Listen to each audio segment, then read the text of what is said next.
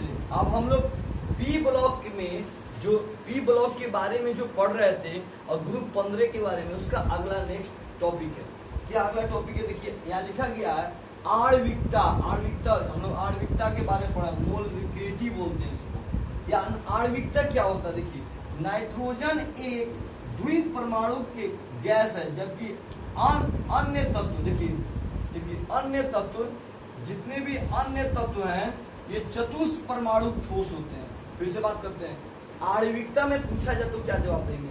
Nitrogen जो होता है द्विपरमाणु की गैस है, जबकि अन्य तत्व उसके साथ जो पाए जाते हैं कौन कौन? फास्फोरस, आर्सेनिक, एंटीमनी, बिस्मथ, ये सब चतुष्परमाणु ठोस होते हैं। चतुष्परमाणु ठोस अवस्था में पाए जाते हैं। जैसे देखिए नाइट्रोजन यहाँ गैस लिख दिया गया है। अब गैस लिखेंगे तो यहाँ पे क्या हो जाएगा? ये N2 हो जाएगा, N2 गैस हो गया।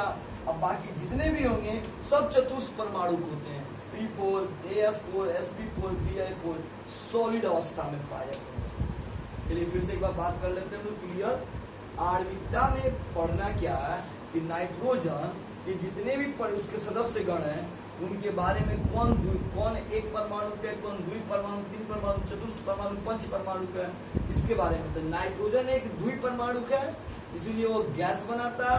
अब बाकी जितने भी उसके साथ जो एलिमेंट हैं वो सब चतुष्परमाणु के, वो सब ठोस अवस्था में पाए जाते हैं।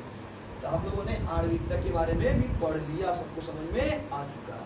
ठीक है, अभी प्रकृति के बारे में क्या पढ़े थे? तो प्रकृति में किस रूप में पाया जाता था? नाइट्रोजन जो है, नाइट्रोजन फास्फोरस नॉन मेटल है, उपधातु है। उसके बाद आर्सेनिक और क्या बोलेंगे? एंटीमनी, जो किस रूप में पाए जाते हैं? बताइए मेटालोइड्स उपधातु में पाए जाते हैं। जबकि Bi बिस्मथ जो है यह मेटल है, जिसको लोग पुअर मेटल कहते हैं। थोड़ा सा प्रहार करते हैं तो बिखर जाता है, मतलब भंगुरित हो जाता है।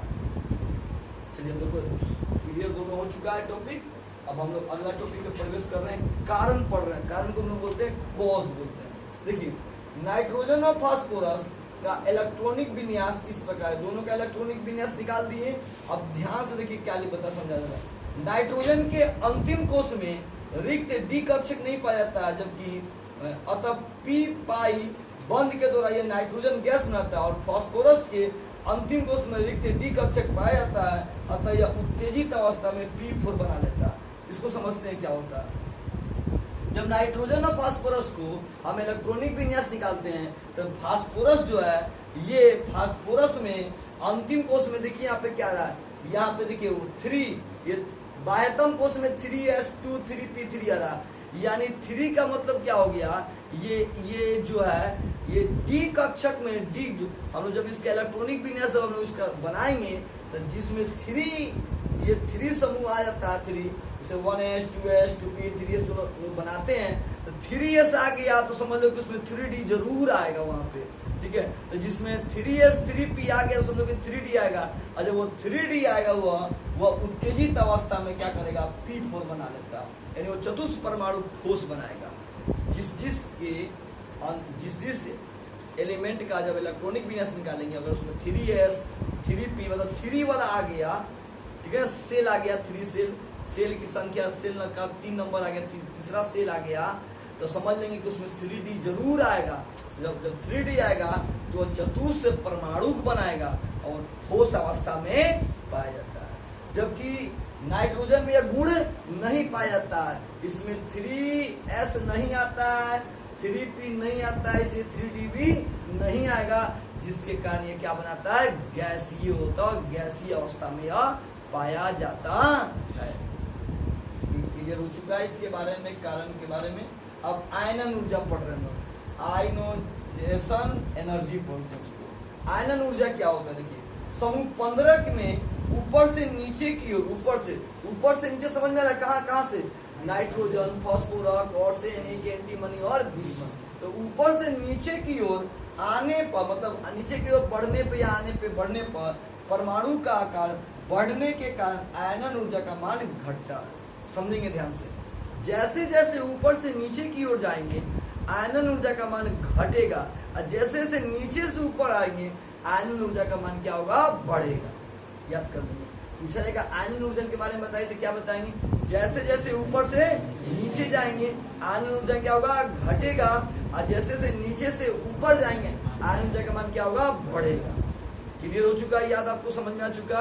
ऊपर से नीचे जाने पे मान क्या होता है, घटेगा, और नीचे से ऊपर जाएंगे तो उसका मान क्या होगा, बढ़ेगा। अब किसे घटेगा कैसे बढ़ेगा, आगे धीरे धीरे इसको समझाते चले जाएगा और समझ में आते जाएगा सबको। यहाँ देखिए ये हम लोग कैसे जा रहे हैं, ऊपर से नीचे की ओर जाने पे। तो देखिए ये लिखा गया nitrogen is less than, phosphorus is less than, arsenic is less than, antimony is less than bismuth. इसका मतलब क्या, देखिए आयनन ऊर्जा का मान घटता हुआ क्रम है, घटता हुआ क्रम हो गया ऊपर से नीचे जाने पे, ऊपर से। तो वैसे से ऊपर से नीचे आएंगे तो मान क्या होगा, इस तरह से इसे लेस देन देगा ना, लेस देन। तो लेस देन माने क्या होता है, घटना। लेस देन का मतलब क्या होता है, और ग्रेटर देन का मतलब क्या होता है, बढ़ना। इसको ग्रेटर देन बोलते हैं, इसे ग्रेटर देन होता है, ये बढ़ना। ठीक है, जब ग्रेटर देन आएगा तो मान क्या होगा जी, बढ़ेगा, और लेस देन आएगा तो मान क्या होगा, घटेगा। ये बड़ा होता है, इधर से इसका मुंह घुमाएंगे तो क्या होता है, छोटा होता है। लगभग सबको क्लियर हो चुका है। आयनन ऊर्जा के बारे में क्या जानते हैं आप, ऊपर से नीचे की ओर जाने पे मान क्या होगा, घटेगा, और नीचे से ऊपर की ओर जाने पे मान क्या होगा, बढ़ेगा। तो हम लोगों ने आयनन ऊर्जा के बारे में भी क्लियर समझ लिया।